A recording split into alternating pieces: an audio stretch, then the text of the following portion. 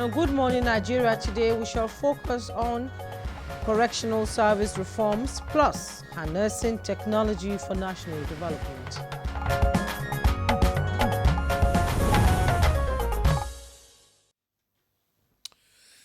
The Nigerian Correctional Service has long faced critical challenges right from the Nigerian prisons era. Overcrowding and inadequate facilities down to allegations of corruption and abuse are only some of the issues. That's true, Ademola, but it is also important to note that there have been sustained efforts at reform. In fact, an independent investigative panel headed by Dr. Magdalene Ajani, the Permanent Secretary of the Ministry of Interior, just concluded its third and final public hearing on the state of the correctional service. You're right, Jumai. The panel has been examining issues ranging from decongestion and humanization to capacity building and stronger collaboration with stakeholders. Now, behind bars, a nation's conscience is tested. And as the panel's report is awaited, the big question is, can Nigeria truly transform its correctional system from punitive model to one that rehabilitates and reintegrates? Well, that's the heart of our discussion this morning. We'll be looking at the push for reform, the recommendations from the panel, and the potential pathways to justice that serve both society and individual. I am Ademola Adeoye, and it's a pleasure to have you join us on this edition of Good Morning Nigeria. The first for the week, and later in part two, we are shifting gears to technology and national development. What does the future of learning and performance look like? How can technology be harnessed to drive transformation across sectors? We'll be finding out. I am Juma Yusuf, and we're live on the network service of the NTA. Chukuli Okodli Waja will be joining us shortly for the newspaper review. But first, let's catch the morning headline news with Stella Namete, who is standing by. Good morning, Stella. How are you today? Good morning, Stella. I'm doing great. Good to see you too this morning. Welcome to the morning news. The by-election for Kuratu State constituency, contested by 6 political parties in Kogi State, has produced Musa Hassan Yakubu of the All Progressives Congress APC as winner with 55,078 votes, as announced by the returning officer.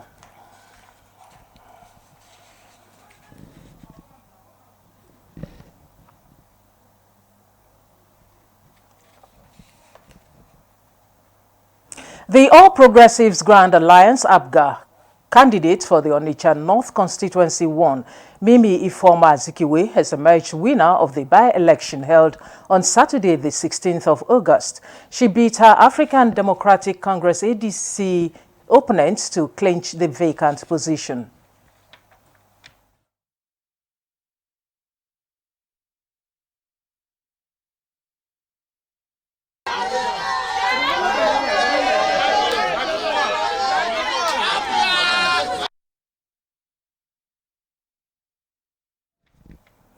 Meanwhile, President Bola Ahmed Tinubu congratulates all the winners of Saturday, August 16 by-election in 16 constituencies across 12 states. The president commends the Independent National Electoral Commission, INEC, for the each free elections, mostly devoid of violence. Following the results declared by INEC, the All Progressives Congress APC won in 12 constituencies. The All Progressives Grand Alliance APGA won in 2. The People's Democratic Party PDP won in 1. And the New Nigeria People's Party NNPP won in 1 as well. President Tinubu congratulates the new APC National Chairman, Professor Nentawe Yewata, for the emphatic first victory recorded under his leadership. 3 years after launching a manhunt for him over drug trafficking offenses, a 36-year-old notorious drug kingpin has been arrested by operatives of the National Drug Law Enforcement Agency, NDLEA, in Asaba Delta State. The suspect was caught while attempting to move 250 blocks of skunk in his distribution bus.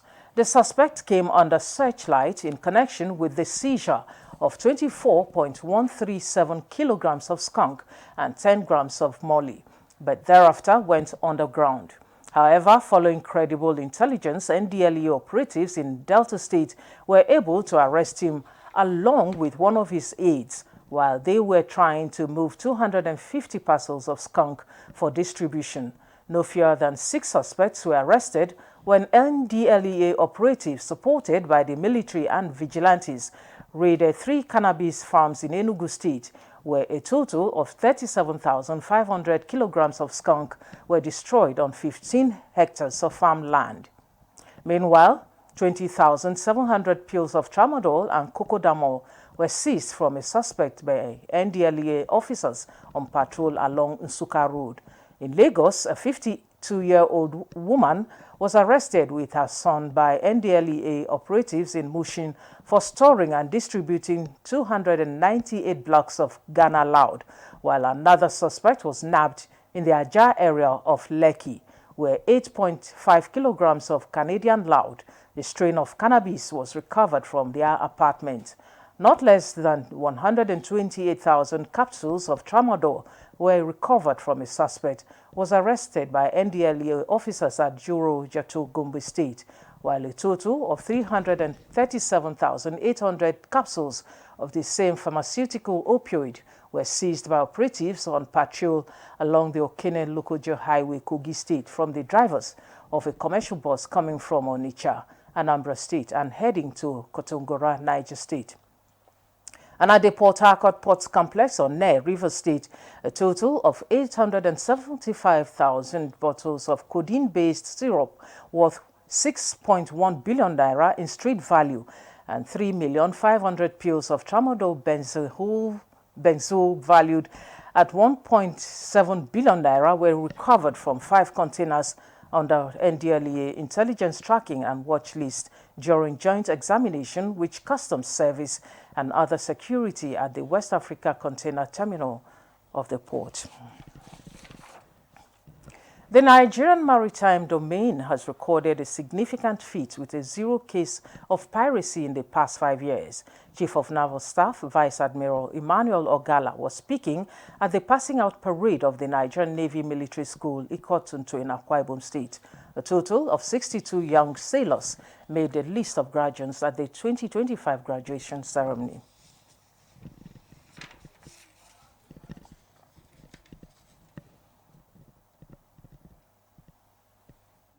Good grounding for them to fulfill their future careers. And like you see from the performance in the WAEC and school sats, they all cleared their papers. I mean, they had an excellent result.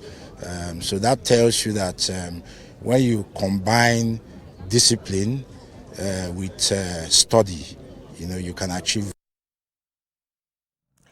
President of the Senate, Godswill Akpabio, has returned to Nigeria from a short vacation, which he attended the 6th World Conference of Speakers of Parliaments, organized by the Interparliamentary Union in Geneva. Speaking on arrival at the Nnamdi Azikiwe Airport in Abuja Monday morning, Akpabio assures Nigerians of robust legislative engagements with the executive and other stakeholders for the well-being of the country.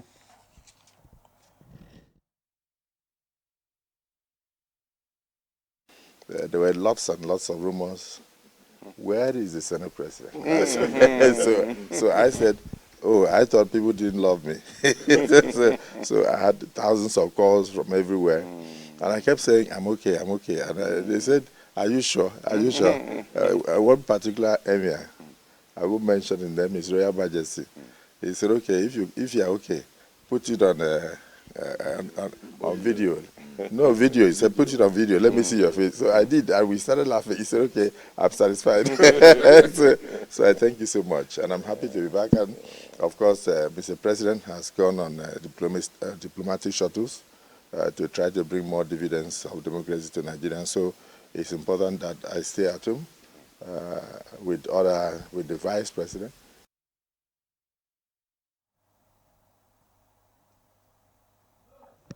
And those are the highlights of the news at this time. Good Morning Nigeria continues shortly with Ademola and Jumaye after this commercial break. Please.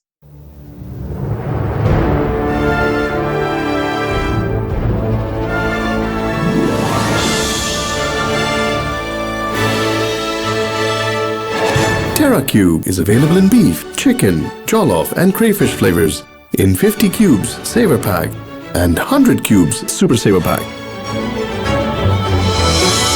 TerraCube. Unwrap joy. Unleash taste. Give more strength to your hair with Mega Growth Leave-In Strengthener. It's infused with nourishing oils and conditioning proteins so you can say goodbye to hair breakage. Wow! Mega Growth Leave-In Strengthener.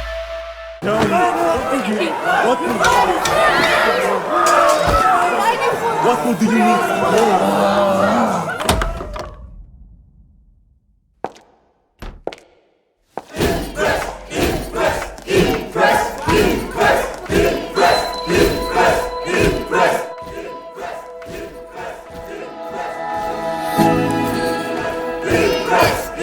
Guys, food is ready.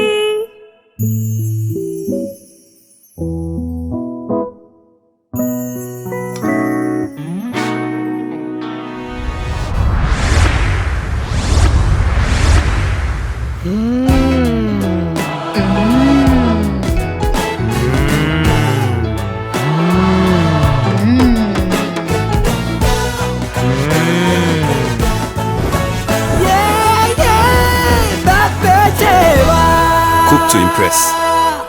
No buy am. But why? No see say this big bull bag of rice no get the new big bull holographic seal. Not true. Introducing the Big Bull Holographic Seal Tape, your favorite authentic Big Bull rice, 50 kg and 25 kg. Now with holographic seal tape. This is to ensure you get the premium product from Big Bull Rice. Do not buy if the holographic seal tape is not on the bag or is broken. Big Bull Rice. Tasty rice nourished you. Imagine lovely meals you can cook with these ingredients. You spend heavily, but no guarantee of a tasty meal. Not making a right choice of seasoning cube can ruin your meal, money, and confidence. For a tasty meal, do not compromise. Choose Gold. Use Terra Gold for the rich, consistent taste your loved ones crave for. Good for soups, stews, and jollof. Terra Gold. 1 cube, endless possibilities. Little body, big moves. Little brain, big learning. Your little child is eager to do big things.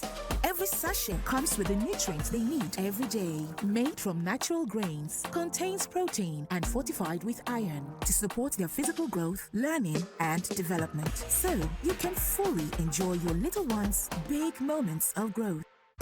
Good, tasty food is worth living for. Worried about your oil every time you enjoy your favorite meal? Introducing Smart Balance. Smart Balance Rice Bran Oil is rich in gamma-oryzanol. Several studies suggest that gamma-oryzanol may contribute to the reduction of bad cholesterol. Golden Terra Smart Balance Oil. Good food, no worries. Peak Mini Bag fits your pocket. Contains the right nourishment you need for your breakfast. Creamy and tasty in your meal. This Peak Mini is just my perfect size. Filled with the right nutrients. Just for me. This Peak Mini dey sweet my belly. Who fit believe say me sef fit do shakara with better enjoyment? Enjoyment. Now this kind of breakfast I want the top now. Enjoy the Peak Mini Bag. Breakfast for you. Peak. Reach for your peak. The world needs moms. With a splash of Golden Terra Oil, a mom can transform a frown into a smile. Change no thanks into yes please. Resolve family feuds without blowing a whistle. Providing tasty family meals is all that matters. Where there are moms, there is love. Golden Terra Oil, pour pure love.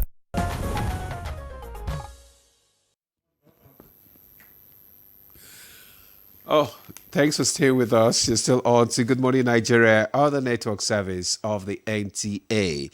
It's now time for newspaper review. Stay with us.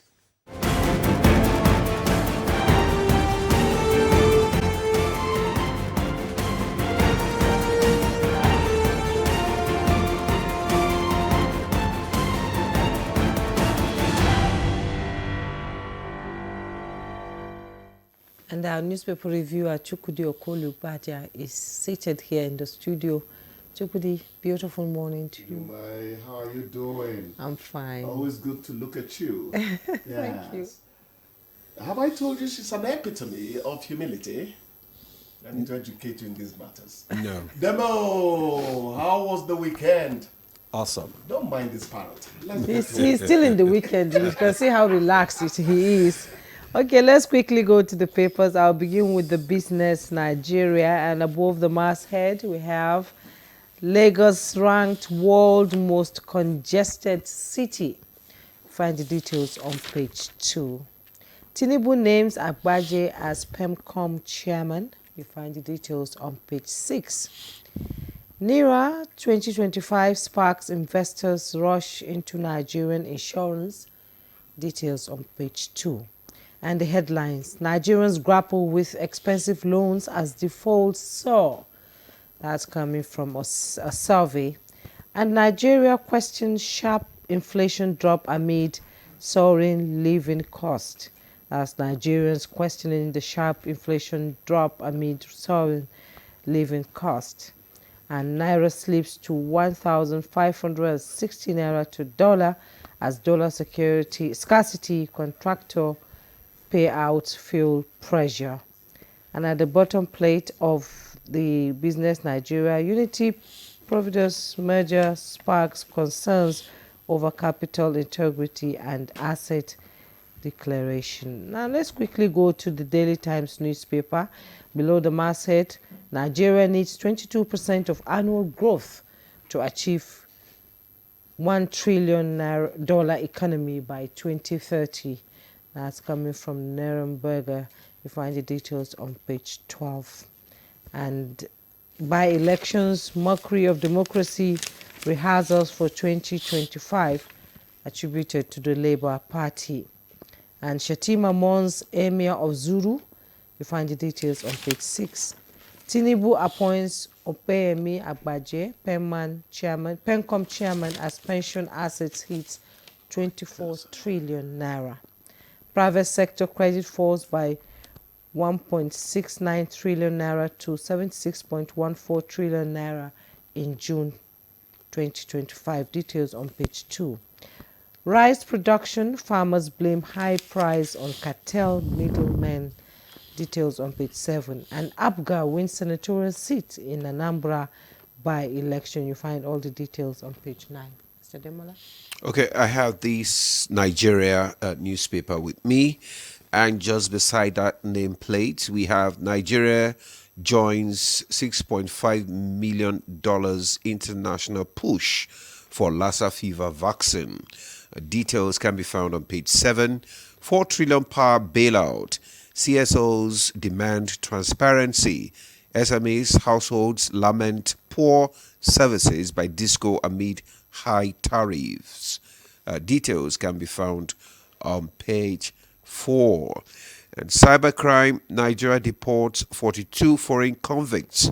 150 more await exit. Details on page 4.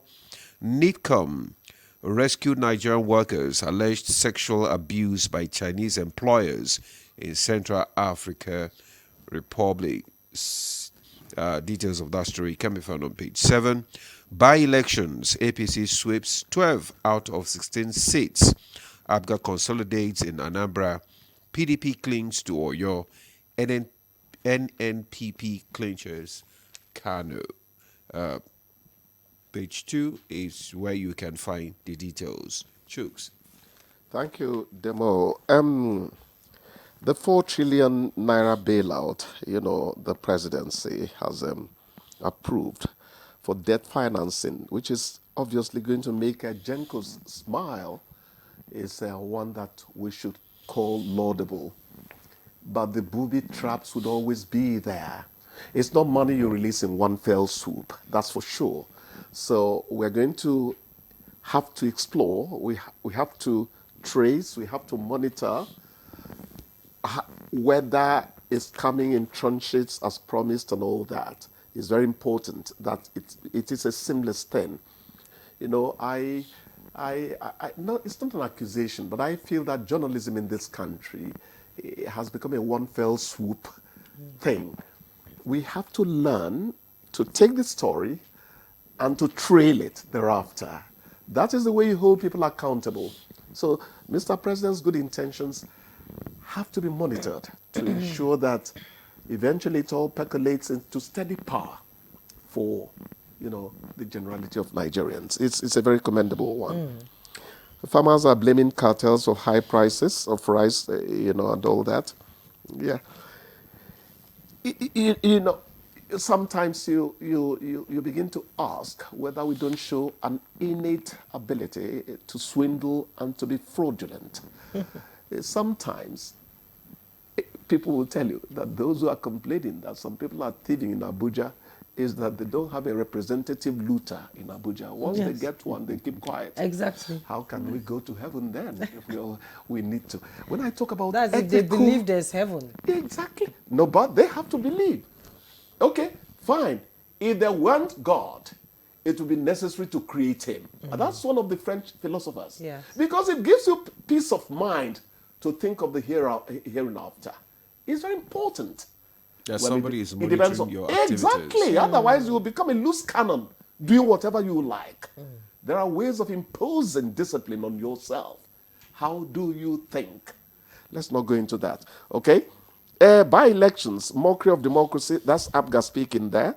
Then people are saying it's a window on what is going to happen in 2027.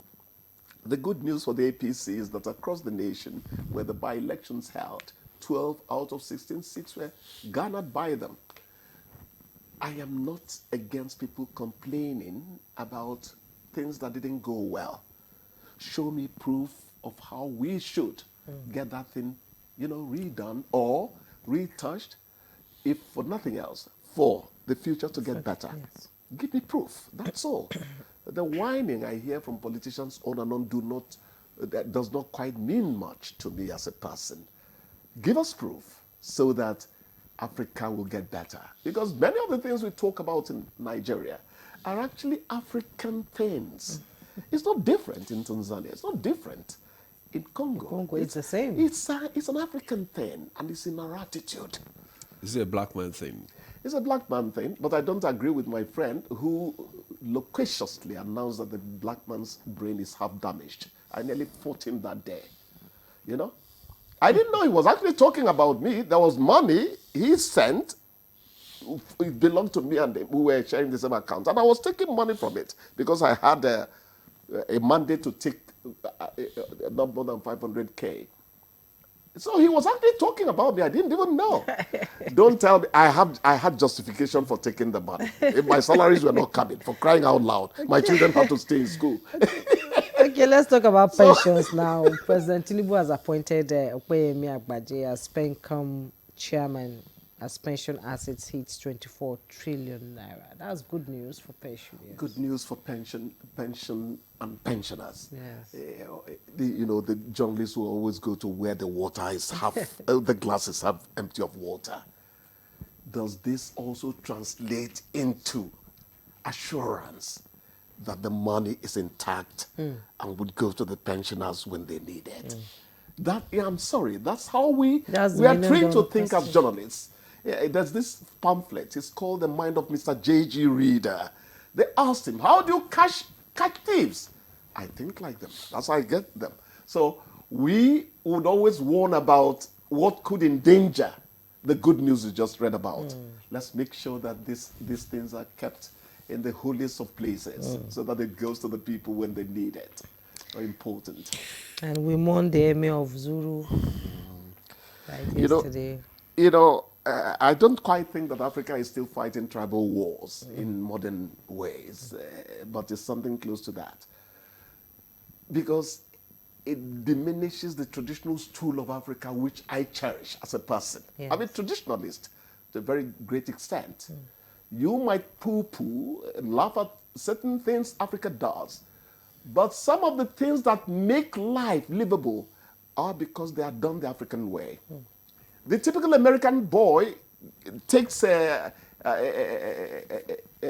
rifle and starts shooting people. He goes amok because he's left to cater, for himself quite early in life.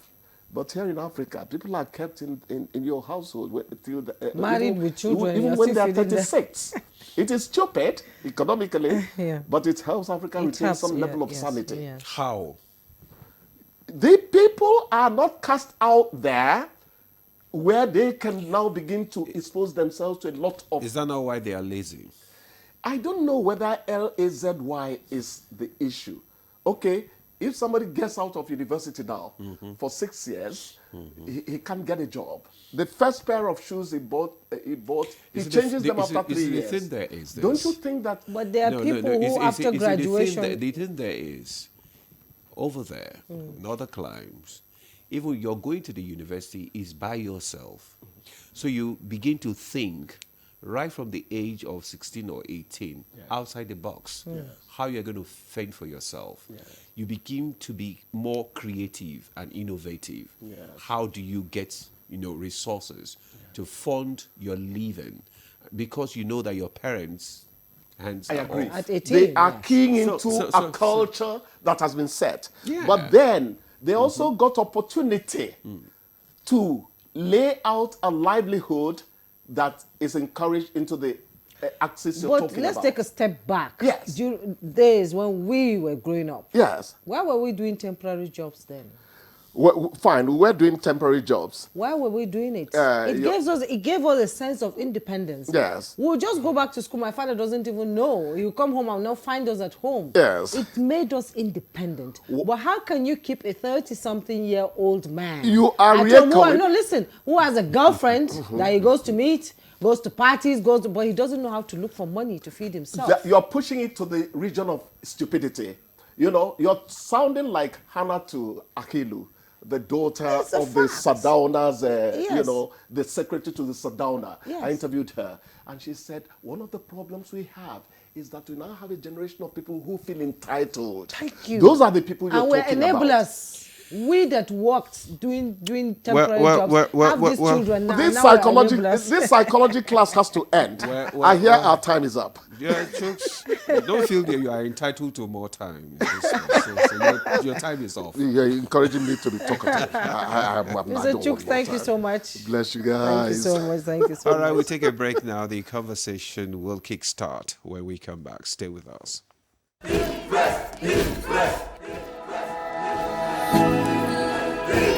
Guys, food is ready.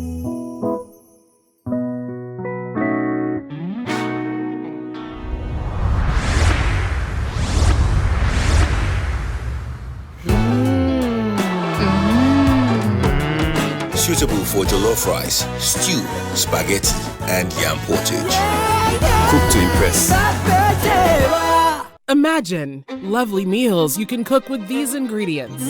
You spend heavily, but no guarantee of a tasty meal. Not making a right choice of seasoning cube can ruin your meal, money, and confidence. For a tasty meal, do not compromise. Choose Gold. Use Terra Gold for the rich, consistent taste your loved ones crave for. Good for soups, stews, and jollof. Terra Gold. 1 cube, endless possibilities. Confidence is important in life's little moments. Strong teeth can help, even if they get her into trouble sometimes. A great smile is useful to break the ice, and making friends is easier when you know you have fresh breath. I give my family confidence with Pepsodent Triple Protection 123. Its antibacterial action formula gives them cavity protection, white teeth, and fresh breath. The confidence of 3 toothpaste in 1. Pepsodent Triple Protection 123.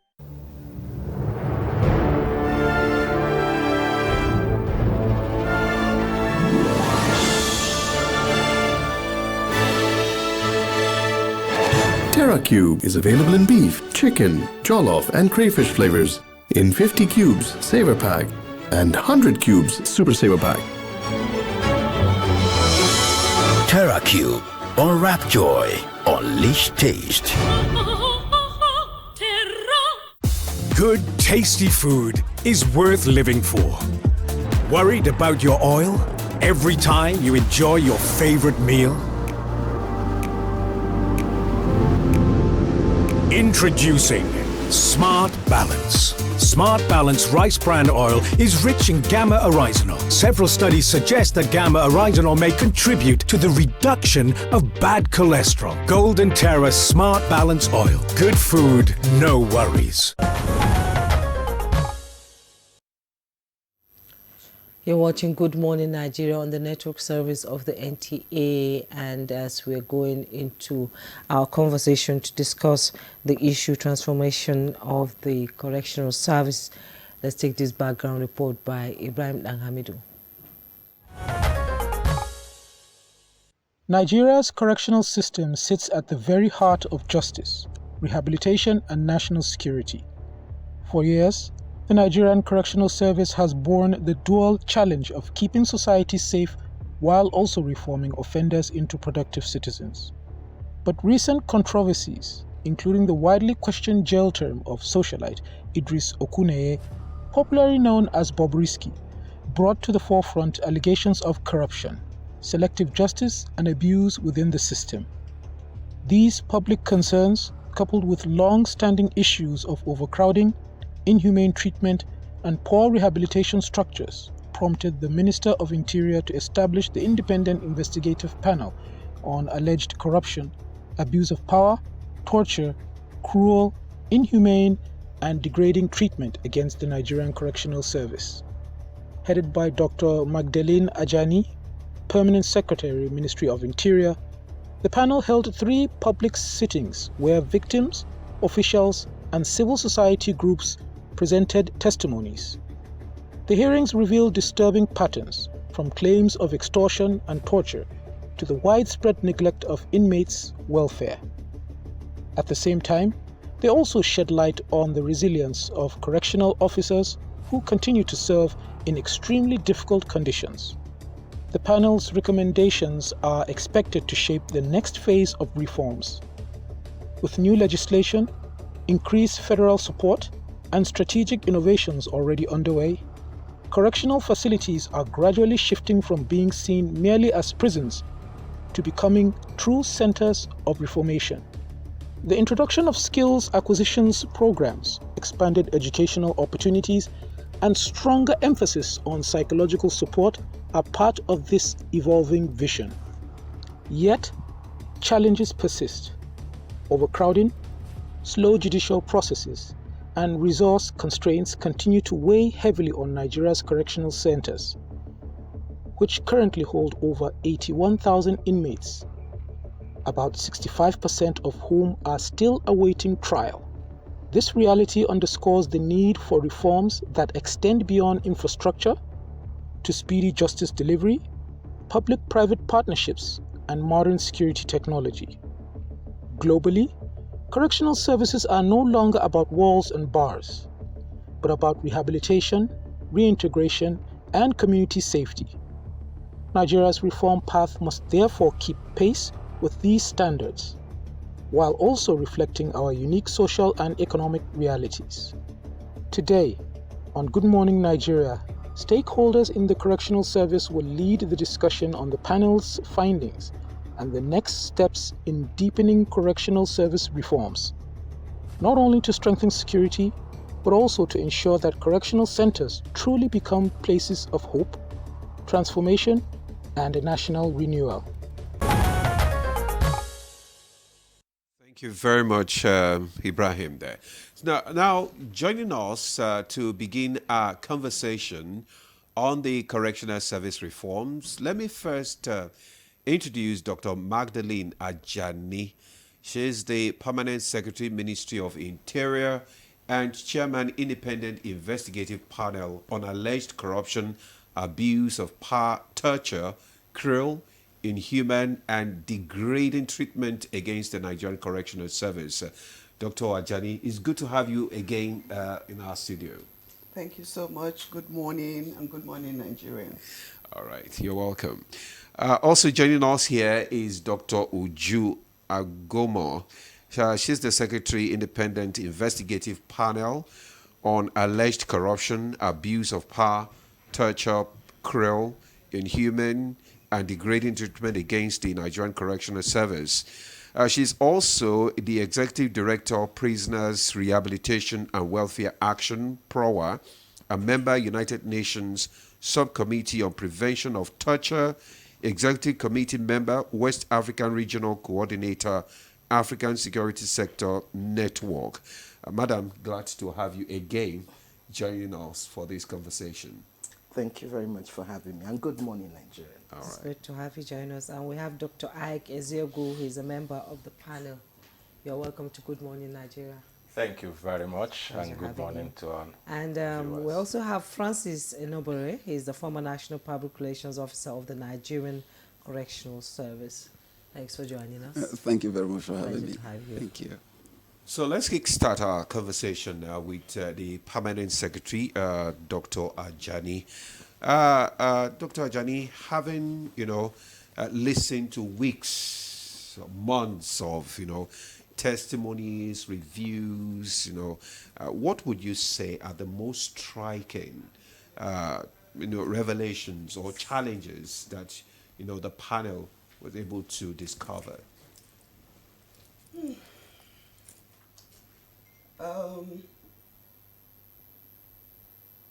Very interesting story.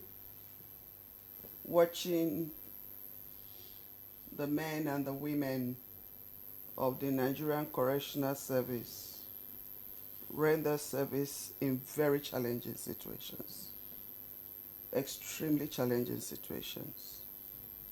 And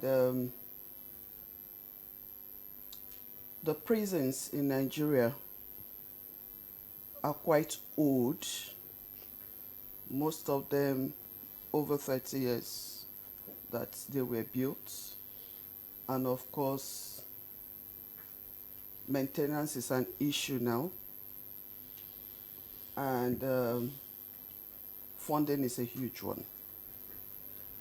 So within those circumstances, the men and the women of the Correctional Service are putting in their best. Okay. But it brings out the fact that as a government, we need to be a little bit more deliberate in what we do in supporting the Correctional Service to be able to render services to Nigerians in their custody and also have their welfare taken care of. When you say a little bit more deliberate, can you further expatiate on that? We need to fund, equip, tool, retool the officers in the Nigerian Correctional Service. It's something that Nigeria needs to take very, very seriously. Okay. Because if we want to address security and crime in the nation, then the Correctional Service should be put in the right position that it should be.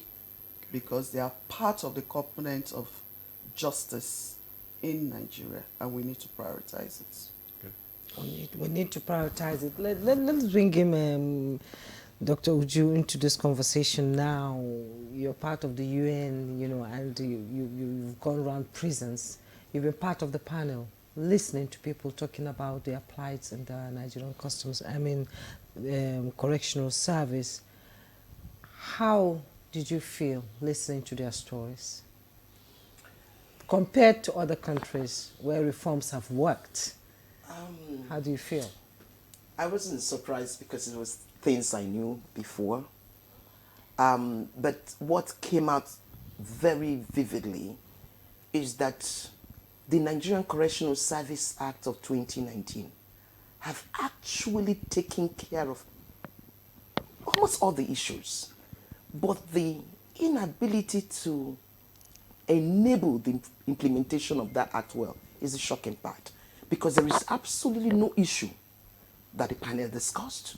There's absolutely no challenges that the correctional service brought to our knowledge, including the various stakeholders, that you didn't see specific provisions of that act framed with the full intendment to address. But the question is, how are we then doing it? So it's one thing to make wonderful laws, transformative laws, but it's also another thing to have both the political will and enablement to resource it, both in terms of capacity, in terms of mechanisms to make it happen, and in terms of funds to make it happen. That was clear. So in other words, it's the implementation that is the major bone of contention now. Yeah. Okay. Okay. Dr. Ike, you're also part of the panel. Tell us your observation. Yeah, it's not different from what my colleagues in the panel observed. Two principal things. One is funding, then the second one is operationalization. Because everything doesn't start and end with funding, but funding is a critical part of the challenge. And then we need to also look at the attitude of the workers, which will bring about training, retraining to reposition them to function better. But all of that boils down to funding. Okay. Because one, welfare for the officers is also a major issue. And when you have officers that are not properly motivated, it will also be difficult to get the best out of them. Okay. So it's about funding. I'm not saying it's only about funding. Okay. Funding is a critical part of the issue. Because Dr. Uju has mentioned implementation. Yeah, but you need money to implement. Yeah, you need money to You also need money to, and you need other things, not just only money, as the point he's making. Yeah, and she also mentioned the Correctional Service Act of 2019, which sort of changed the philosophy and operations of correctional services in Nigeria. So let me bring in Francis Enobre into this conversation now. What does this act provide for? Yeah, thank you very much. Just like Dr. Uju mentioned, there is hardly any part of the challenges that the correctional service is passing through today that the act has not covered. To be specific, you heard during the discussion sessions issues surrounding training of inmates, like reformation, rehabilitation, and reintegration. Is captured there in the act, but you don't do some of these things with obsolete equipment. You also had the issue of conveying inmates to court as and when due. You need funding to, and it's captured in the act, how inmates are supposed to be conveyed to court in a motorized manner to address the issue of insecurity and timely presentation of these inmates in court. It's captured in the act. If you talk about the issue of overcrowding, it's also captured in the act. If you look at section 12 there, 2C, it talks specifically about the fate of those that have been condemned to death and have spent 10 years after having exhausted their windows of opportunity to what the chief judge should do. It's there in the act. Overcrowded, when a particular custodial center is overshooting its capacity, what the controller should do is there in the act. If you talk about female, the need to separate them, create different custodial centers to house them instead of the ones we have now, where we have wings of female inmates in a larger custodial center. Is there in the act. Go to section 34. It spells out how these issues should be handled. If you talk about the non-custodial implementation of non-custodial measures designed to reduce the overcrowding that has become a harder problem, is there in the act. But most of these things have not been implemented. And to be again, you know, the act, if you look at the objective of the act, it spells out 4 basic things. Number 1, to ensure international best practices. Number two, to promote the implementation of non-custodial measures. Then the third one is to promote rehabilitation, reformation, and reintegration. And then the last one is to ensure a structural framework to address the issue of pre-trial detainees. Okay. This day in the act. I like the fact that you mentioned non-custodial measures such as parole, probation, and community service. So how widely, I'm bringing in Dr. Ajani into this conversation now, how widely are these being implemented? Because we know in other climes, parole, you have a parole officer that monitors what you do. The parole, usually you have a job when you come out, and it's being monitored also. So how is the implementation going to be like in Nigeria? Are we well equipped to do that? Dr. Ajani? No. That's the... But it's part of the act, the provision of That's the a act. straight answer to, are we well equipped to do that? We are not well equipped to do that. But like I said, within the challenges and the conditions that the correctional service works, they still render some degree of service, which is not exactly what it should be. And these are the things that the lack of implementation of the acts should be speaking to. And hopefully the reforms will be targeted to ensure that those things are implemented appropriately. But policies, reforms, acts do not turn out to be actionable without the necessary tools, which have to do with training and with funding. So when I use the word deliberate, it is something that Nigeria has to deliberately deal with. Okay, thank you very much, Dr. Ajani. Let's now begin to look at some of the issues that came up, during the sitting of the panel. For instance, the issue of corruption and abuse of power. Well, at the early sitting of the panel, the issue of this Bobrisky came up, and so many other issues came up.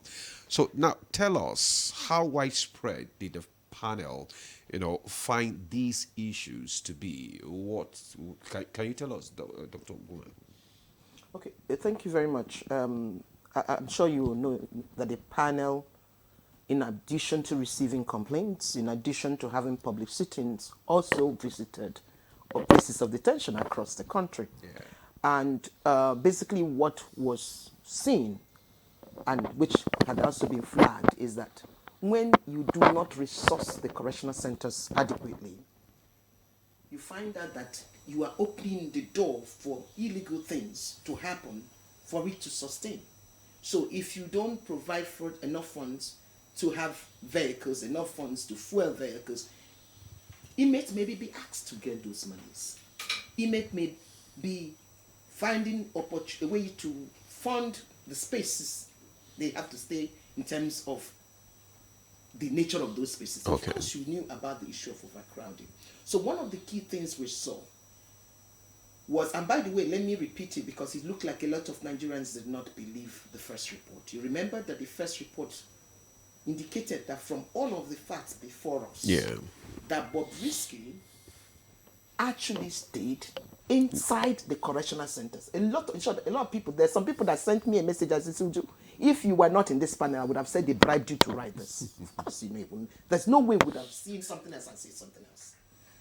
But I will tell you specifically, the cell where he was, if I did not see it with my eyes, I would never have believed it was inside a custodial center. So privileges, so the question of the privileges, what happens in terms of privileges, whether these privileges and how people can access it, what are the things that make prone corruption, and how do you then ensure there is oversight to address those issues of corruption, the issues that the panel looked very closely into.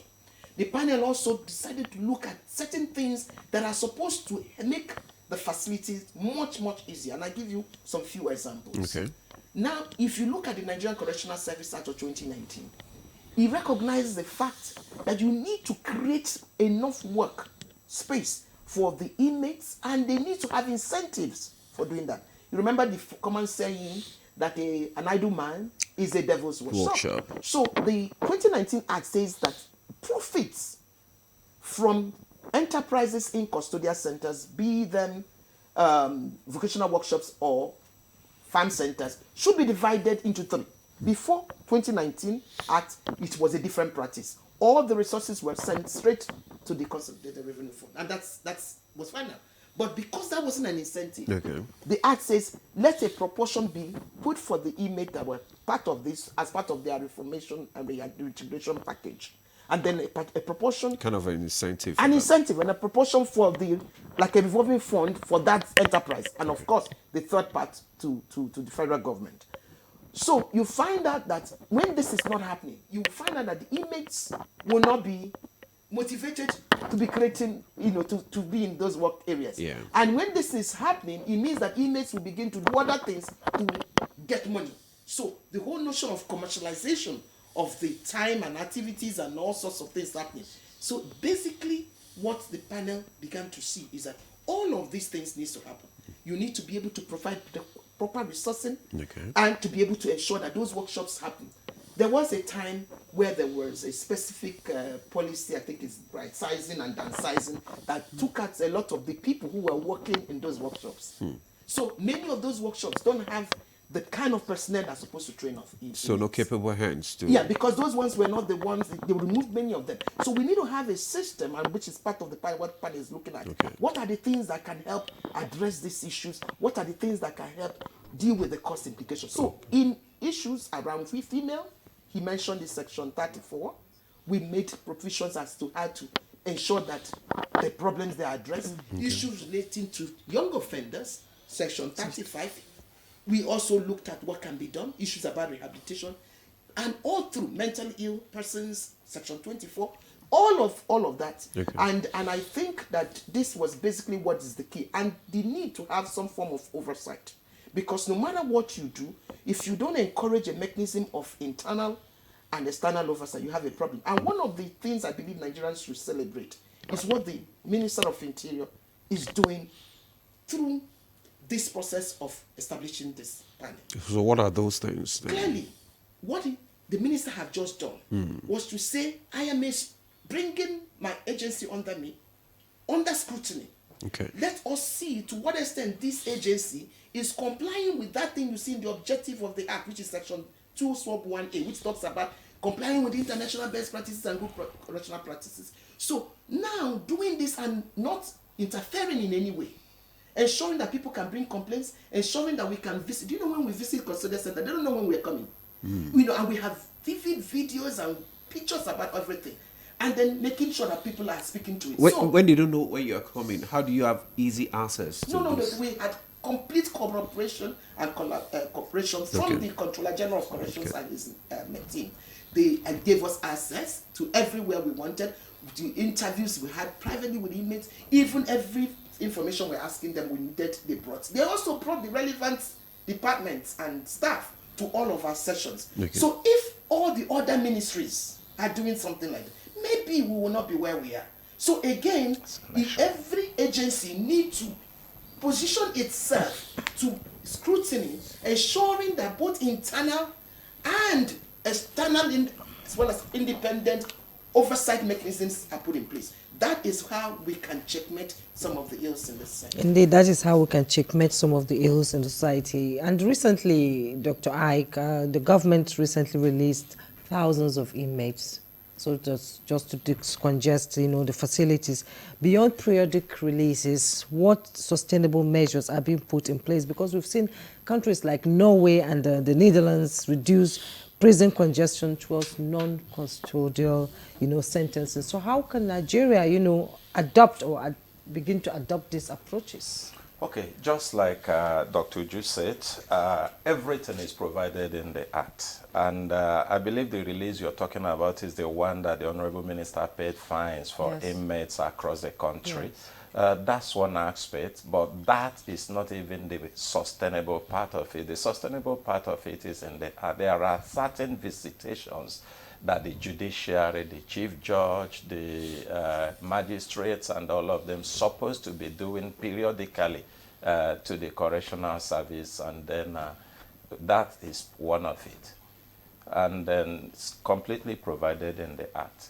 Okay, completely provided in the Act. And then so if some people say it's 5 years too long to be talking about it now, because we've talked about implementation since 2019 when the Act came into place.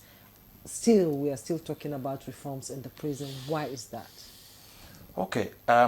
Even though the Act was 2019, there are still some part of the Act that we are still not getting sufficient from what we found cooperation from the judiciary. For example, the Act provides that when the correctional facility is getting overcrowded, the in charge should be able to raise concerns about that, write to the controller, and controller will write to the various agencies or institutions that are involved in this, including the judiciary, and then they should be able to take action within a certain period.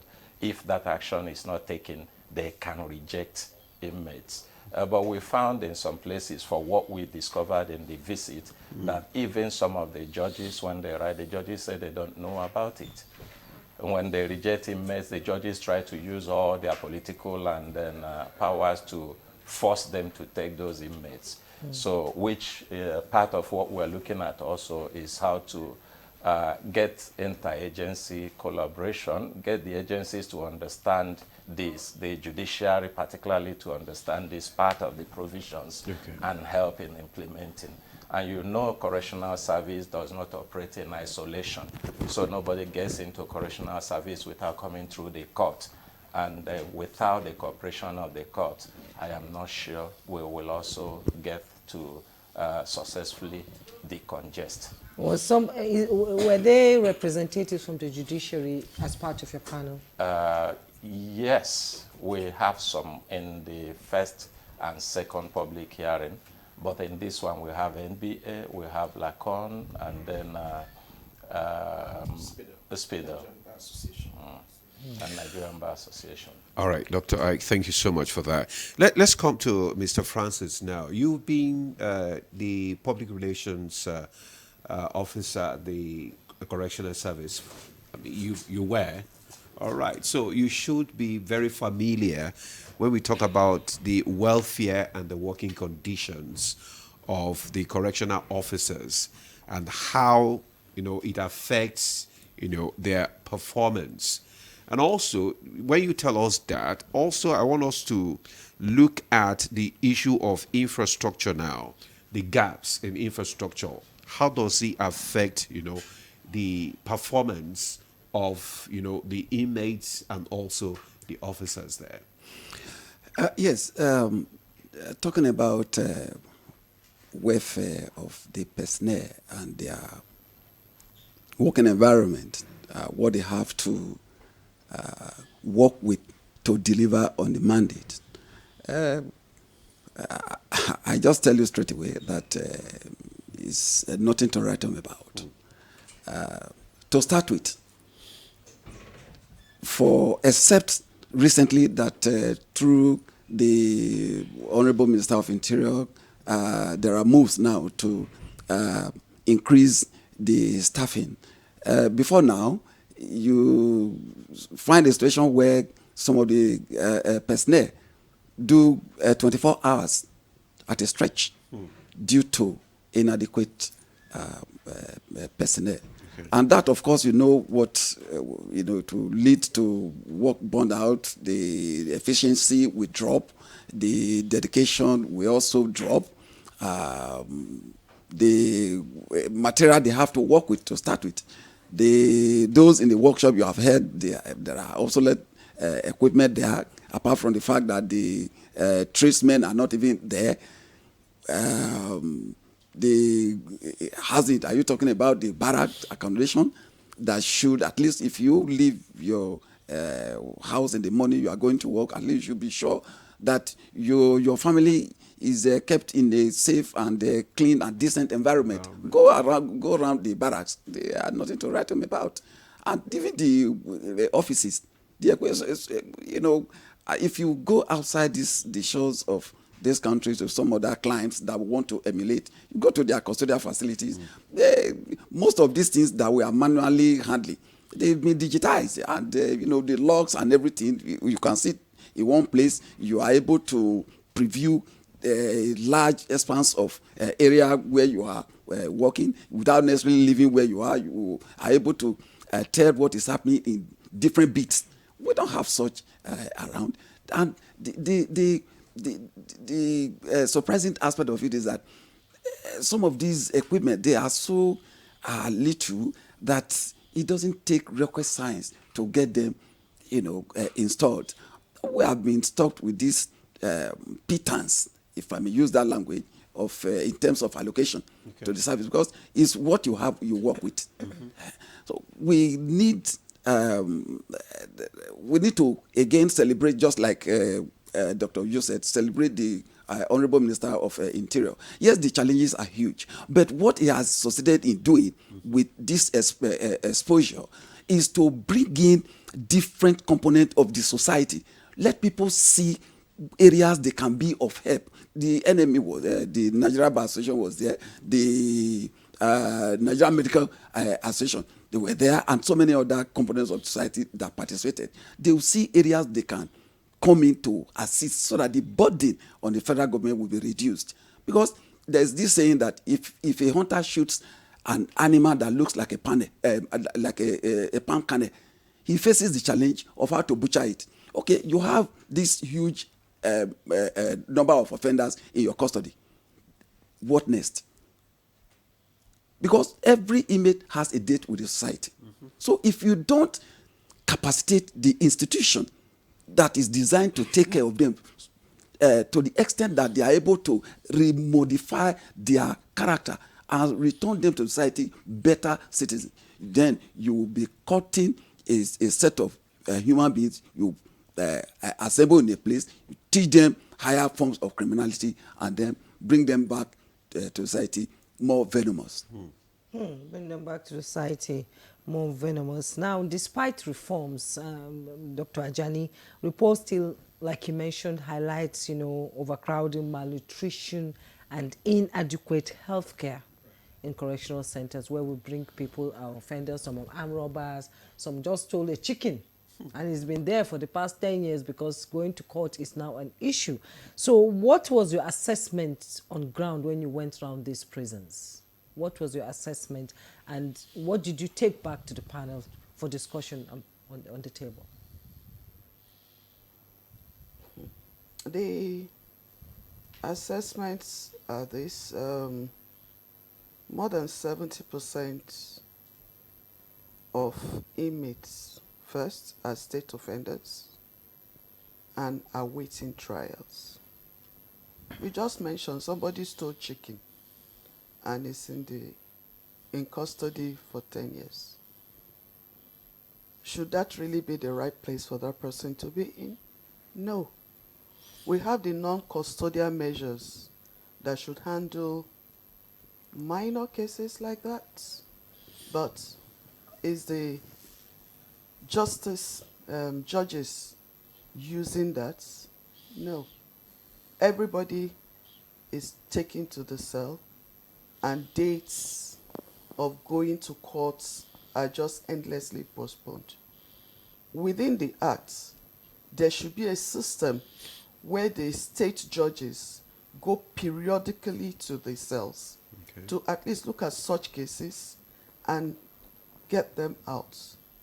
But this is not an active process in most of the states. Delta, maybe, is it Anambra or Enugu? Those ones tend to do it every quarter.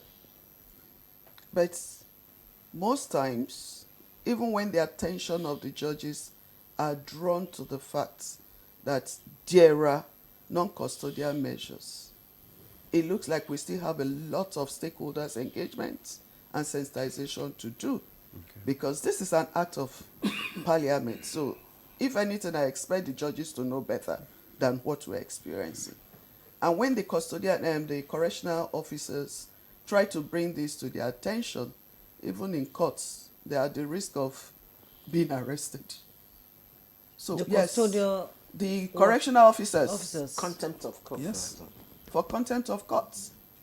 So there are things that shouldn't just happen. 5 years after the existence of an act, people who should know are claiming that they do not know.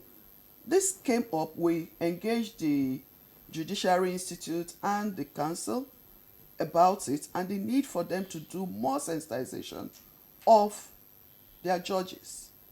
Because if they do this and the state governors take responsibility for the state offenders, then in the first place we should not be talking about congestion of the prisons. Because more than 70% of people who are there should really not be there. Should really not be there. And so that will now give the judges and the correctional service officers better time to manage the few who are there because they have to be there. Dr. Ajani, I still want to stay with you before I come to Dr. Oguma here.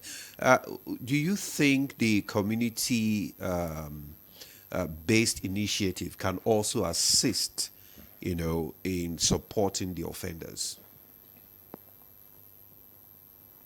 Okay, I think I need to understand you better. What do you mean by that? When I talk about community, I'm talking about the society now. Do you think the initiative can contribute to supporting the welfare of the offenders? Oh, definitely. Let's take the health aspects, okay? Most of the correctional centers have clinics, but we don't have enough medical or health workers to attend to them. Yeah. Realize that these people are in a confined space. They have been sent to a place where they do not know what day and time they are going to come out or get justice. So psychologically, they are down. So for psychologists, therapists to come in to work with these people is something that could be of great help.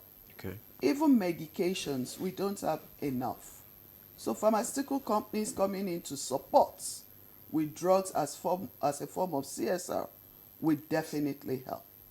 The Lagon, FIDA, the rest of them, there are quite a number of inmates who do not have access to lawyers. So the society coming in to participate in some of this will definitely boost the morale of both the staff and the inmates. Okay. And then they get the support for somebody who will speak for them or even assist in their health care. You have a lot of them with scabies. Drugs for scabies are things that can be provided so freely by pharmaceutical companies. But are these being done? No. No. Just trickles from faith-based organizations. Are these part of your recommendations? They will be part of our recommendations because at the 3 public hearings that we've heard, particularly the last one that had to do with thematic sessions, we had different groups represented, and these were presented to them, and quite a number of people actually got their eyes open. Like the first vice president of the Nigerian Medical Association that was in attendance, hearing that the inmates do not even have adequate sanitary pad for the ladies. At the end of the session that day, he called a friend who has a company who has promised to provide pads to inmates every month. So we have people coming in gradually, haven't seen what is going on in the prison, because the truth is that a lot of Nigerians do not even know what the correctional service staff and the inmates are going through. So we've had some promises coming in, and the fact that they will work with us going forward. Okay. Thank you very much, Pamsek. Okay, Dr. Oguma. We have to remind our viewers to send in their text messages and questions to our guests seated here in the studio. If you have any, please send them. And make it short and simple, please, and put your name at the end of your question to our guest in the studio. We'll be expecting your contributions as our viewers, yes. All right. Okay. I was going to ask you because earlier on we talked about some people that have been sentenced probably to death and all that, and the sentences have not been executed. We know that some governors are always very afraid to say, no, I cannot sign for somebody to go and be executed and all that. In such instances, what do you think should be done? Beyond punishment, correctional facilities are meant to rehabilitate. How did the panel assess current rehabilitation programs? That is, plus the question I asked earlier.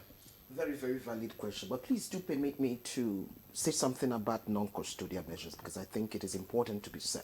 Very. The whole of Part 2 of the Nigerian Correctional Service makes very copious provisions in terms of what needs to be done in terms of the implementation of non-custodial measures. Another term for it is community corrections. The same also for Section 2 Sub 1B of that same Act. From Section 37(1) of the Act, tells us the different types of non-custodial measures that the Nigerian Correctional Service is supposed to help in supervising. The issue of our community service, probation, parole, restorative justice, and any other type. Now, part of the key issue, which is aligns to the point that the chairperson who had mentioned, of the panel had mentioned, is the fact that when you don't have resources, from the information the panel has gotten, there's not been any single budgetary allocation for the implementation of non-custodial measures, for recruitment of staff to administer non-custodial supervision. So how are we going to be able to deal with that? Even though there are records that the Correctional Service sent to the panel that they have been, using designated staff and addressing. But you and I know that if they have proper resourcing and then there are adequate staff and around this, we would be able to achieve much. And once that is done, it will reduce the number of population. She mentioned, like the example that you gave about somebody stealing a chicken.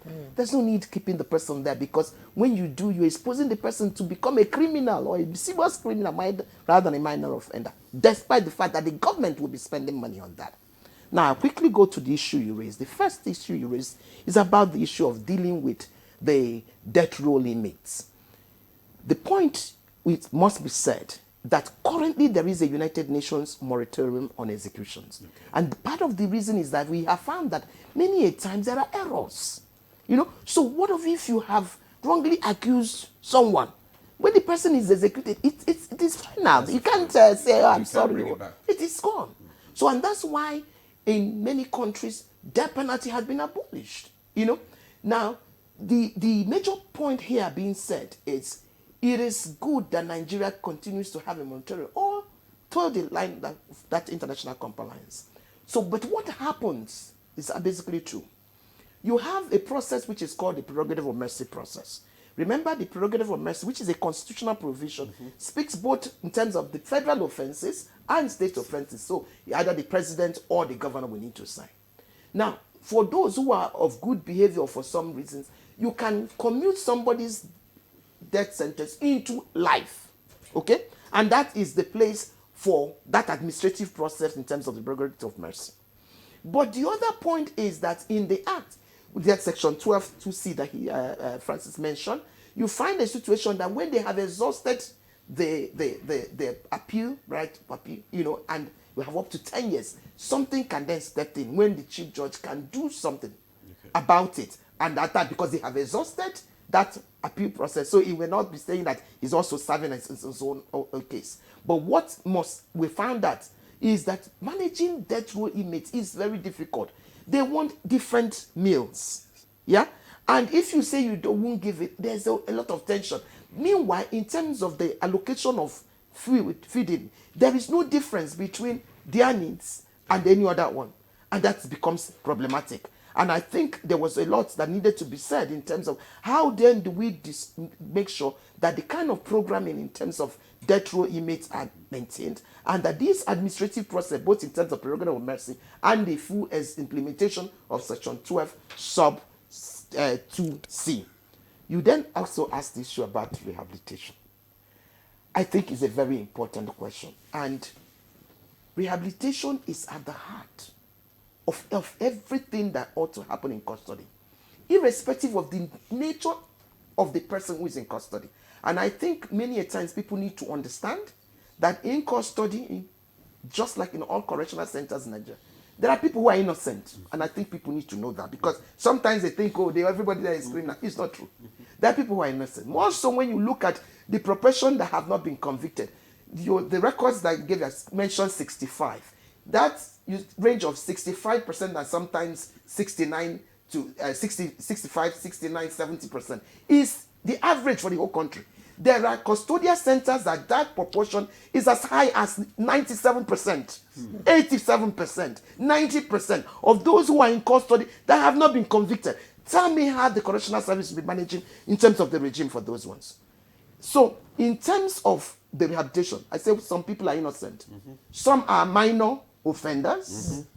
Then, of course, some are serious offenders. Irrespective of whoever did each of this happen, you need to be able to ensure that what system that you have for them, and what the panel did includes the following. One, there is a provision that talks about giving what is called certificates of good behavior, which the board, on the advice of the Controller General, needs to present, and there are benefits for having that good behavior. The panel asked the Correctional Service to bring a list of all those who have been given or recommended for this. And if that none has happened, why has it not happened? And our intention is that we want to activate this process. The second is, you remember that point I made about the division, the funds, the issue about the funds, the profit divided into three. The panel also wants to know, correctional center by correctional center, what are the different vocational workshops and the different farm centers facilities happening there, how many inmates are currently benefiting from that, and how many inmates have benefited from this division of profit, how many enterprises have benefited from the division of profit, and if it's not happening, why and what can be done to address it, and understanding what those gaps are. We also ask in terms of families, because in terms of rehabilitation, you require families. Think of it. In the educational sector, you know about Parent Teachers Association. Why do you have Parent Teachers Association? Because you recognize that the teachers alone cannot be the only one taking care of these so-called normal people in the educational sector. So why do we then dealing with inmates not understand the full impact of the family? So the panel asked that the correctional service will be able to indicate what kind of programs they have or they can plan towards this. What are the status of their visiting spaces? Do they have challenges? What are the resources they require to get the kind of program and facilities and space for family visits and to activate that element? You understand? Now, the panel also recognized that even if you talk about the division of resources, if it's 0, divide 0 by 3, it's still 0. So we need to find how to increase that money. So why is it that state governments or private sector or individuals cannot see the need to give contracts to produce things? Okay, say school uniforms, shoes, whatever it is. Like they do in China. Do you know in Kenya, the committee prison in Kenya provides all of the plate numbers that they use in the whole of Kenya. All. Okay? And here, you can see military boots, everything. The correctional services can get it. Private sector can even come in, look at the way to do that partnership, because there is a percentage that can be kept in the package of that percentage of the profit. Let me give you a little information. You know, in the 2019 Act, it says that money should be divided into three, the profit. Yeah. Remember, on the 17th of March 2023, there was this placement of correctional service now in the concurrent legislative list, which means states should begin to administer and all of that. So some states have, following the model state correctional service law, started establishing the state correctional service laws. Ebonyi was the first. And few weeks ago, Abia State, the governor of Abia State, signed the Abia State Correctional Service Law. One of the things in that Abia State Correctional Service Law is that division should be 5, not just 4, and not just 3. Okay. So the other 2 is that the officer who is training inmates in those workshops should have a proportion. Then the correctional center, where this is, should also have something. That way, everybody is incentivized. Both the correctional service, the center, the officer, and inmates, and everyone. So rehabilitation must be comprehensive. It must deal with psychological, social, economic, and family, and also reintegration factor, Okay. to be able to happen. My final word around this issue of rehabilitation is, if you look at the parole, the concept of parole is the only non-custodial measures, or the only community correction measures that deals with people who have served time in custody. Parole is based on saying those who have been seen to be of good behavior and they have the potential of continuing being of good behavior outside, that they should serve the rest of their sentence in the community. And there are clear process.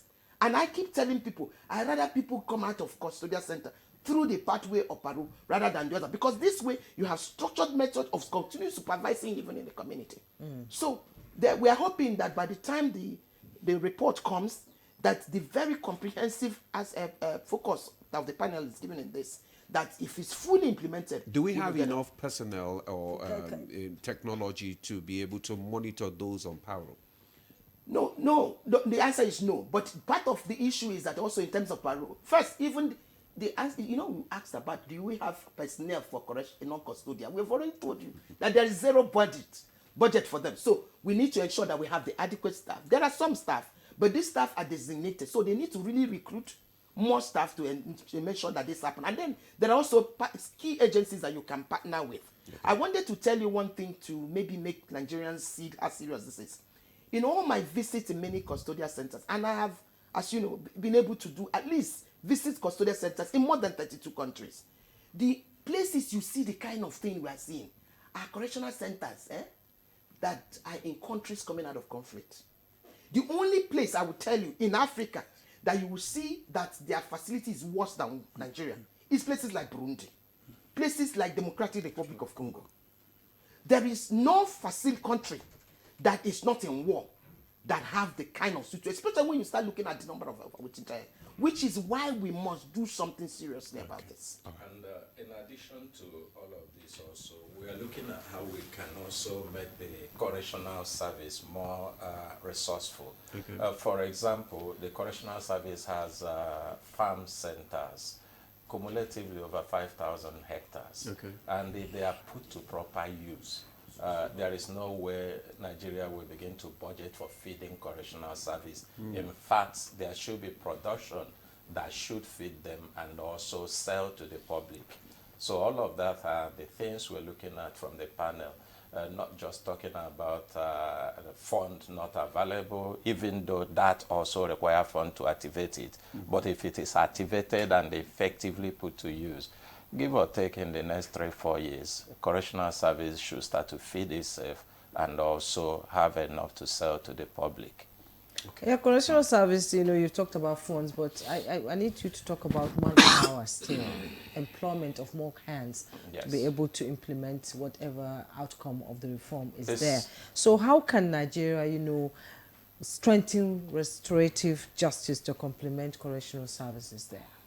Okay. We need people on ground. We need boots on ground. Yes. If you follow the trend, recently the portal was opened for employment for Ministry of Interior. The services are under Ministry of Interior, and Correctional Service is one of them.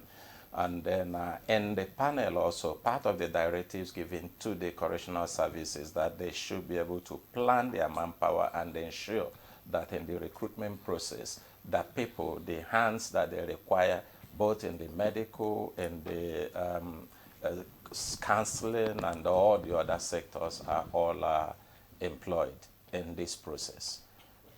Because I asked this question because there are a lot of graduates who read social welfare. Yes. Out there just wasting. That employment is one of it. And then volunteering, we also need to begin to reactivate the mechanism of volunteering, because most countries use that and they use them well. But I think something needs to be done about also creating incentives for that volunteering, which we will all look at together at the end of our sitting, so that we can build a system that can encourage volunteering and make it more productive. Okay. All right. Yes, indeed.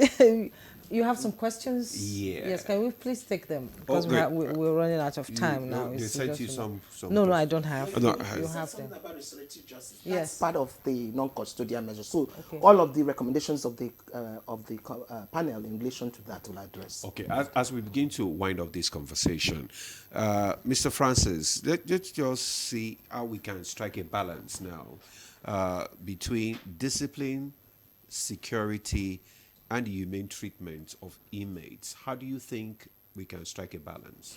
Yeah, thank you very much. I think the starting point would be adequate capacity building so that personnel will be able to differentiate between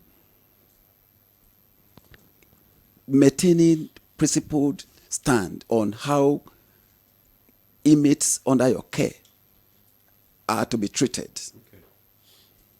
Your responsibility as the superintendent in charge of a section, in charge of a custodial center, in charge of workshop or wherever you are placed. You should be able to identify when an inmate is going out of track, Okay. and then have the capacity, the training to rein him in. And in addition to that, I want to also encourage that the components of visitors, as spelled out in the Act, Section 21, is there both the ex officio, the legislative oversight visitors, the custodial center visiting committee, and the voluntary visitors. They all have their different components. They can take their responsibilities a notch higher by increasing the frequency of visit to these centers. They will be able to identify where gaps exist, so that they put in place what can address the issue of gaps in oversight, whether coming from the part of the officer in charge of the custodial center as a whole or the command officer.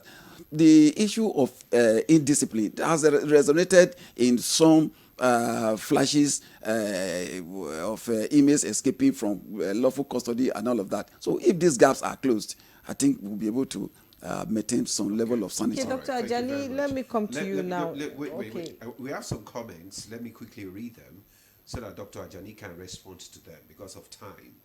This one is from Abdul Kadri Adebayo Ozi Jemo from Okene. It says, the statement on challenges in Interior Ministry and Correctional Service. The Interior Ministry and Correctional Service face significant challenges, primarily due to non-implementation of policies and corruption. As a concerned citizen, I urge the executive to address these issues and ensure effective enforcement of relevant acts. Transparency, accountability are crucial for meaningful reform. Mr. Kolawole from Ilorin says, what happened at the Nigerian prison is nothing to write home about. I had an experience last year at Kefi prison. I went to visit an inmate. Both officers and powerful inmates do POS in prisons. When we send 10,000 only, 5,000 will be given to inmates. Prisoners sleep on floor, no mattress, except for special inmates. I say have contact of inmates and officers. Now, this one is from Asha William from Benue State. It says, good morning. Nigeria Correctional Service needs holistic rehabilitation and construction of more facilities to avoid congestion and to maintain good feeding culture. My regards to everyone in the studio. The last one says, this one is from Akeju Olagbaju from Abuja. Say, I agree with Dr. Ajani that the presiding judges, in particular the magistrates, should practice non-custodial measures. In Yobe State, we have some inmates remanded for the inability to pay as low as 5K, that's 5,000 naira, for offense as first-time offenders. I remember we had to send some money to the registrar to facilitate their release. You want to respond to some of these comments? Virtually every comment that have been sent in were things that we saw. So this is the reality of our correctional centers. In terms of corruption, wrong practices by officers and men of the correctional service, the ministry is not taking it lightly at all. About 2 or 3 weeks ago, quite a number of officers were demoted, sacked from the service, because it has to go through a process. And once the case is established, then judgments are given based on the provisions of the extant law. It's a pity, but this is truth about our correctional centers.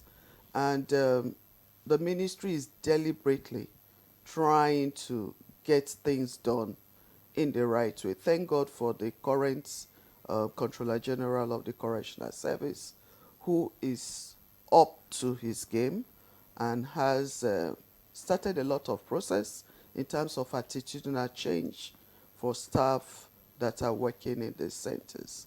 And of course, we all know who the Honorable Minister of Interior is.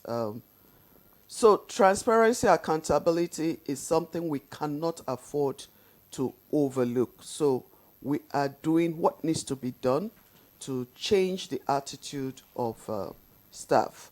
Also, the panel is putting down everything that we have seen, even while waiting for reports to be submitted. We have engaged the correctional service to make sure that those ills that we have seen are being taken care of. The welfare department is one that I know we dealt with extensively at this last third hearing with the correctional service. Okay, Dr. Jani, just sorry, we just have to interject you there because of our time. We have another discussion there. We do hope that when the report is being submitted, and we'll have you again so that you can tell us the contents of your report and your findings and your recommendations.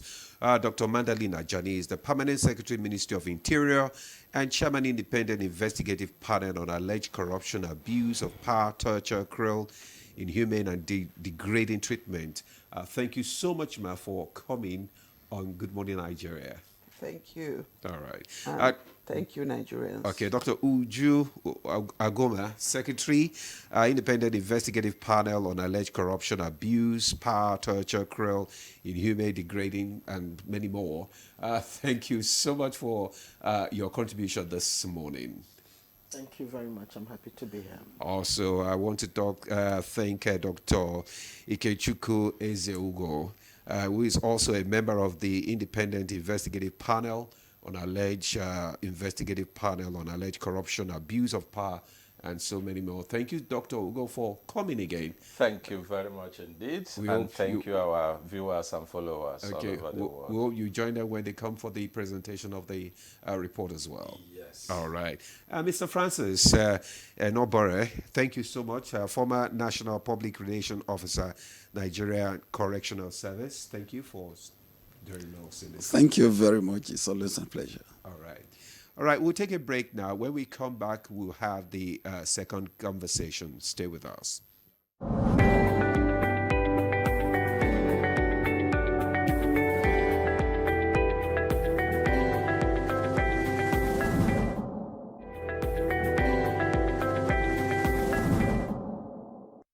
We can change the narrative about Nigeria. You know, when people talk about Nigeria, they talk negatively about it most of the times.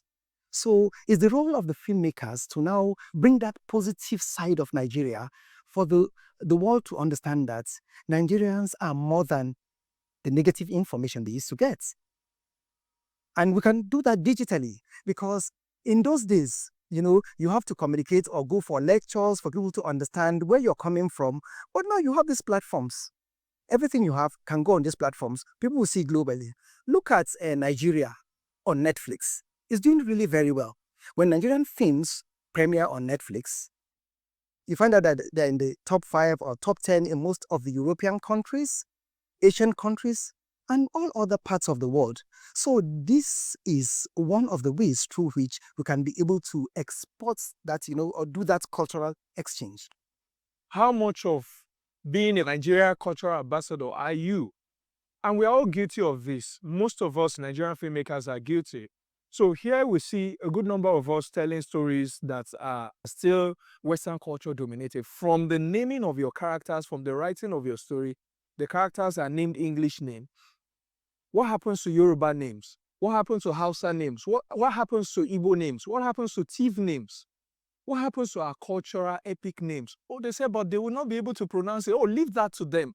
Do we pronounce their own names? We have to be intentional about how we represent our culture, knowing now that the world is a global space and you don't need people's permission. Everything you do, directly or indirectly, intentionally or unintentionally, you're putting the Nigerian story out there. I think we should begin to make conscious attempts at creating our own streaming platforms. So we thank God for giant streaming platforms like Prime Video. We thank God for giant streaming platforms like Netflix and the rest of them. But what happens if today or if tomorrow we come up with our own Nigerian Netflix?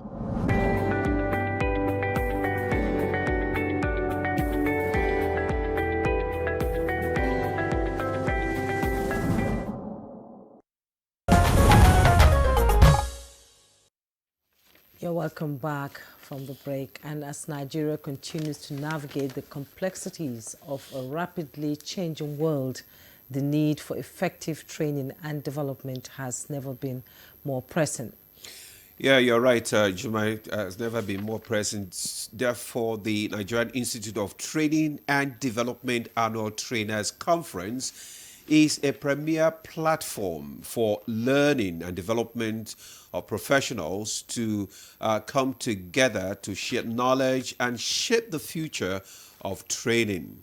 And this year's conference promises to be a highlight of the year, bringing together top experts, innovators, and practitioners to explore new ideas and strategies. And beyond this, the sessions and keynotes, it's really about equipping individuals and organizations with the skills needed to stay ahead in a world that never stops changing. Indeed, that is a world dynamic. Dynamic, yes. And it's, equally about building a culture of continuous training, one that can drive productivity, competitiveness, and national development. Well, to give us a deeper insight into what to expect from this year's Trainers Conference, we are now being joined in the studio by Mr. James Bolus. He's the president, Nigeria Institute of Training and Development, NITDA. Mr. Bolus, good to have you on Good Morning Nigeria.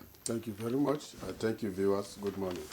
Okay, and we're also joined by Engineer Oliver Uchechukwu Eze, Vice Chairman, Local Organizing Committee, 32nd ATC Annual Trainers Conference. You're welcome. Thank you. Nigeria. It's a pleasure to have you join us. Thank you. All right. Okay, let's start with Mr. Bolus. Right? Yeah, Mr. Bolus. Can you tell us what this conference is all about?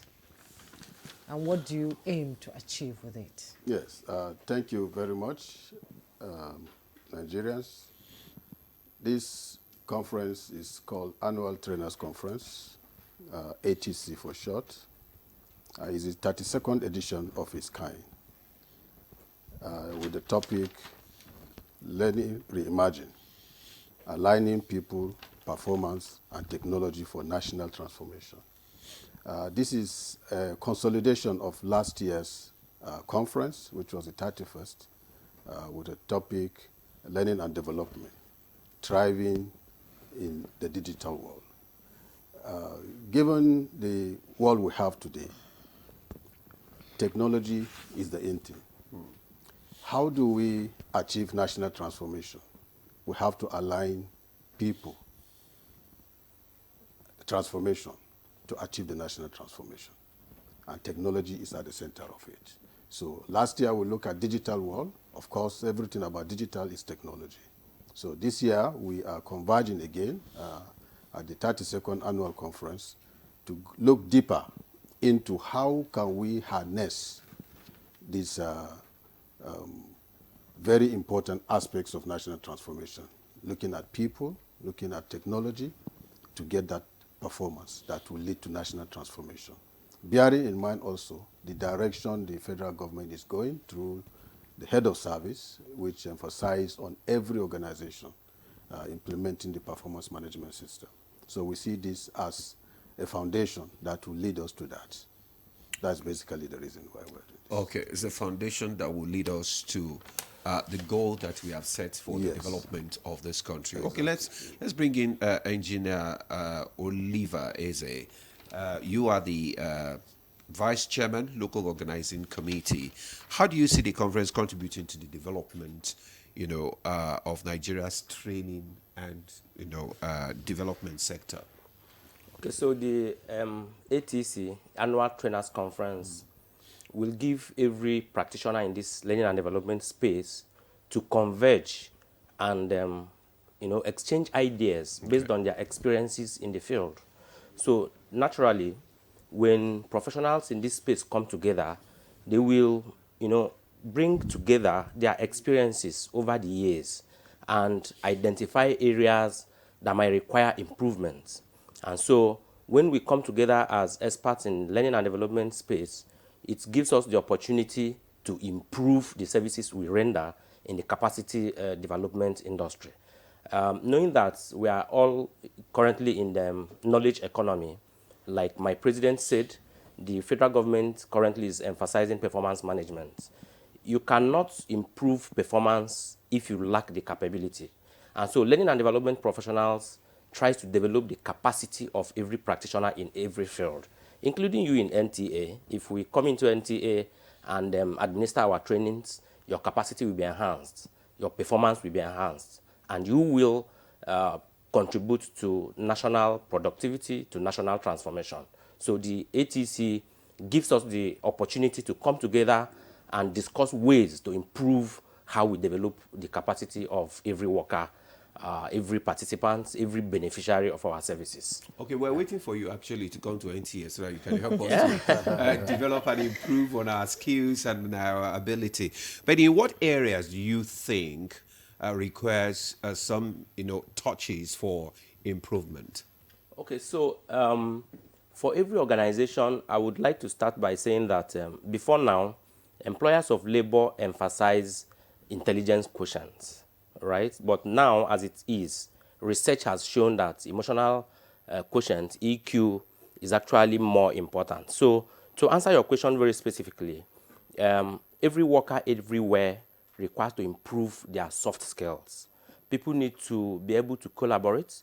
People need to be able to develop requisite skills that will enable them to work as a team. People need to increase their level of innovativeness, their creativity. That will enable them to contribute significantly to their offices, to their organizations. You could be technically sound, like I'm an engineer. No matter how sound I am as an engineer, if I cannot work in team, if I cannot collaborate with others, if I cannot work with the people in the finance department, the people in the HR department, people from other backgrounds, my productivity will be limited. And so the areas that I think every worker everywhere, irrespective of your field, irrespective of your specialization, requires to improve is their soft skills.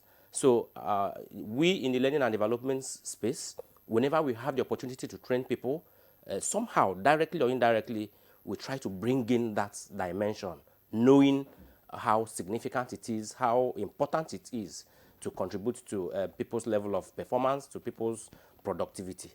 Thank you. Yeah. Okay, Mr. Bulus, let's talk about, the future of training and development, evolving in Nigeria, because we have a generation that their hand is constantly on the phone. Technology is at the tip of our fingers these days.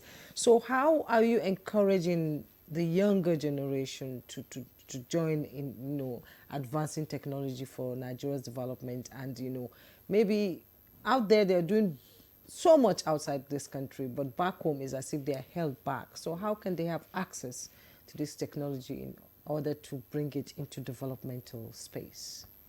Thank you very much. Let me align your question to the topic of our discourse this year, Learning Reimagined.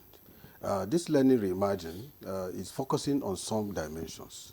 One of it is personal learning. In the aspect of personal learning, irrespective of age, especially the young people, we are looking at a situation where we can harness their talent to be relevant in what we do. And of course, the second point there is talking about digital literacy. That is exactly where we're talking about now. They are so engrossed with their phones that as if their life depends on that. Mm-hmm. So we are seeing situations where some educators now, learning and development practitioners, are coaching these young ones. Rather than just wasting their times on their phones, why can't they use the same phone to get value out of it? I saw somebody recently telling someone, "Are you on TikTok?" She said, "Yes." He said, "Okay, come." He now showed her a program within TikTok that she makes some money. So we have a group of experts in our field, like the chairman of our learning and development, Mr. Aderele Onikosi. He has created most of our topics of discourse this year in the Institute are centered towards AI, artificial intelligence, and machine learning, and how these young people can leverage on those technologies, to make good of their lives. So we have it as a program. It's part of our training calendar for the year, and we have so spread it out there to some extent. Some organizations are keen into it. We also have, as part of our general program, youth empowerment, which talks about innovation and entrepreneurship. At that level, we also are trying to see how we can develop these young people to leverage on the knowledge they have on the technology to make good of their lives by being good entrepreneurs. So we ultimately are looking forward to having a performance-driven economy, cutting across all aspects of the different divides, the young people, the workers, the private sector, and everybody. So that's the effort. And the mamas and daddies because I was going to say that because she emphasized on the youth, but don't leave out the elderly one. I mean, the older ones who are not even ICT compliant. So how do you, realign them? Yes. Like I said, we were deliberate in planning our annual calendar for this year, shifting away from the traditional training topics that we used to have. 80% of our topics for this year in our learning calendar is based on technology. You understand? So, and who are our target audience? It cut across all the divide. The elderly people, the young people, the working class, even the retirees. As part of our expected participants for this year, we categorize them in different categories. We have members, they have a certain fee they are paying. We have non-members, we have retirees, we have students. That is to say, we are all-encompassing. You also have civil servants? Workers? Well, civil servants fall under Do they have to pay to be there? Yeah, sure, they have to pay to be there. Come on. They have to pay to be there. Civil servants have money, so they have to pay to be there. You think? Yeah, I know they have money, not that I think. So we have a lot of packages that takes care of the elderly, the young people, and the civil servants and the private sector. Okay. All right, let's come back to Mr. Eze. Now, let's look at the future of training and development. How do you think it's evolving in Nigeria, and what do you think, what role do you think technology is playing in this era?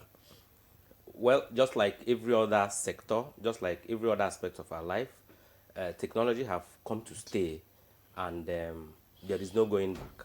And so learning and development is not left out. Like my president said, that is why the Institute intentionally, integrated learning and technology into our learning and development calendar for this year. Okay. And I know that going forward, that's going to be the practice. Because today, I traveled last year. I was out of the country, and a certain organization called me that they have training. I normally train their directors and senior staff. It's a government parastatal. So while we were talking, I told them I'm not around. They said, "Oh, but I can deliver it from there." I said, "Yes, I can, if you people are okay with it." And they said, "Why not?" They have the facilities. The parastatal have a standard training facility. And I delivered my training to their directors from Netherlands. That is just an example of how much technology has come into the learning and development space. And like I said, there is no going back. It can only get better. We can only become more acquainted with these norms through trainings. So when I just said whether civil servants are left out or whether the older demography is left out, nobody should be left out. We all have to keep developing our skills, our tech skills, so that we will not be caught unawares. I tell people that if you don't develop your tech skills, one day you will wake up and discover that you are irrelevant, even to yourself. And nobody would like to find him or herself in that situation. So learning and development has integrated and is still integrating with technology. Okay. You deliver lectures, you deliver trainings, whether tech trainings, whether soft skill trainings, all classes of trainings using digital facilities in one way or the other. Okay, Mr. James Bulus, how can this, in your thoughts, this conference, themes and discussions inform policy decisions related to training and development? Yeah, we are very mindful of our target audience. Our target audience are the entirety of Nigeria, cutting across professions, both in the public and the private sector. We are also mindful of policy makers to also be part of this. We invited high net worth individuals, both within government and private sector, to come and see what we are doing. And the reason is that their training and learning and development units or departments of the organization should be a composite part of what we are doing, so that going forward, they can garner support from their leaders, because they have been part of what we are doing, and then they also will give them the necessary support. For instance, I give you an example. The head of service is one of our special guests, and there are so many other directors generals and then managing directors of public operations that we have invited to come and see how can they help their organization. We're talking about national transformation. They are the drivers of the economy. So come and see how we can align people, performance, and technology to achieve that national transformation. And when we do that, certainly we'll get it right. So we have all the required people that we felt are necessary to be part of this. We have some heads of service from different states that are coming. And looking at that level, you see that even the states are not left behind. So if the head of service is here with his permanent secretaries and directors, it means that the knowledge and whatever expectation we have will be cascaded down the ladder. Yeah, we'll be expecting the outcome of the conference. Very sure. All right. Yes. Okay. So James Bulus, yes, President. Wind up. Yes. Let me just find out from Mr. Eze now some of the challenges you think are likely to come up while implementing, these effective training programs. What are some of the challenges that you think? I would respond like a typical Nigerian. Whenever you ask Nigerians challenges in anything, the first responses will always be funding. I say that with all sense of humility, because it's time that the government recognize the place of learning, the place of capacity development, and then be intentional about funding it. A lot of times in, especially government agencies, people think that trainings are welfare programs. No, they are very critical to the performance, to productivity of any agency. So we have to allocate more funds. We have to prioritize training. We have to realize that capacity development is a factor we cannot toy with if truly we want performance. Engineer Oliver Uchechukwueze, Vice Chairman, Local Organizing Committee, 32nd ATC Annual Trainers Conference. Thank you so much.